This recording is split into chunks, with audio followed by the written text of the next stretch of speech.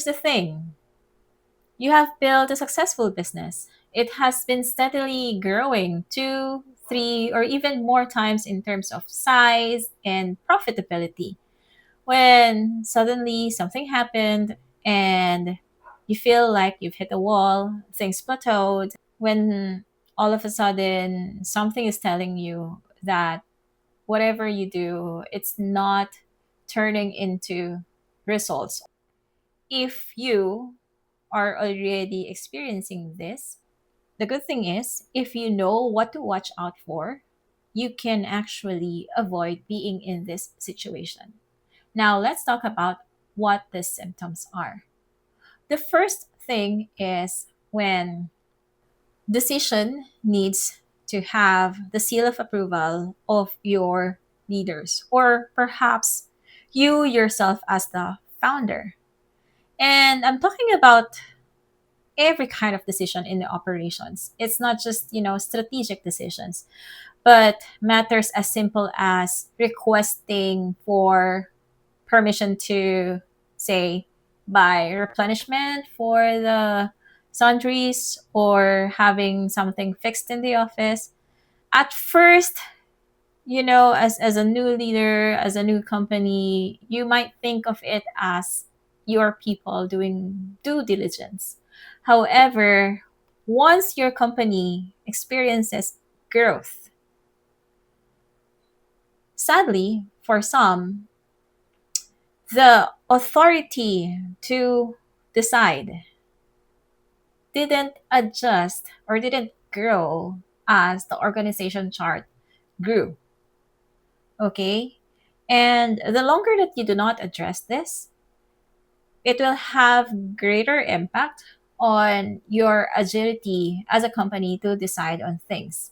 And the longer that it takes for you, your leaders particularly, to decide on matters, greatly impacts the momentum of your operations. What you can do is to put a system that will make the data accessible to everyone so that they can act on decisions that are based on data and not on intuition or hypothesis or emotions. It will give them the confidence to act on decisions rather than, be stuck in an email or a group chat securing for that stamp of approval to be, given at every decision that has to be done. So the thing is, stop asking, stop saying, and start doing. Distribute the authority. Symptom number two: you remember that star player that you have hired probably 6 months ago or maybe a year ago, and then now, nearing 6 months or nearing their first year, they have expressed leaving or probably have already resigned the company. And then you might call it as a culture fit issue, that they just don't fit in the company. That's why they left. Maybe there's some truth to it. However, there is a major difference, you know, from managing and operating as a team of 15 people versus a team of 50 people. At 15, the lines of reporting, even the scope and roles and responsibilities of everyone are clearly delineated, because more often than not, a responsibility or a task is handled by just one person. So there is a like one-to-one correspondence. However, as you grow the company, all right, it would also mean that there will be two or three people doing the same thing. And if it is done haphazardly, if the hiring process was not planned very well, then clarity of roles collapse. What it means for your team is that you are losing your high performance because of operational ambiguity. Not really incompetence. It's just that they're unsure of where and how they really fit in the bigger scope of picture.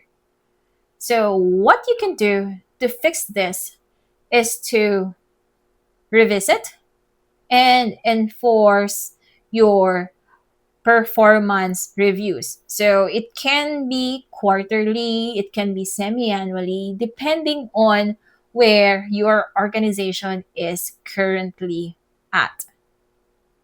Now, here's a very important thing for you to remember: do not be stuck on the tasks because tasks change, right?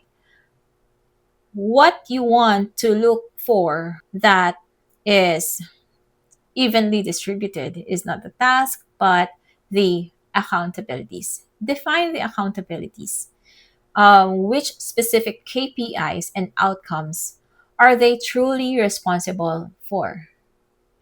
Third and final symptom is when you start to feel like you are entering an emergency room instead of entering your office. What do I mean by this?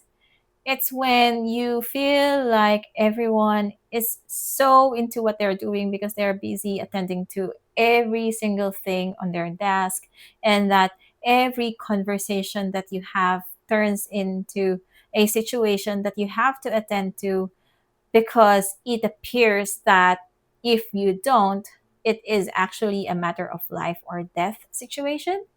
Unfortunately, being busy doesn't really necessarily translate to being productive. And if you keep on operating like this for extended periods of time, it is inevitable for everyone to feel burnout.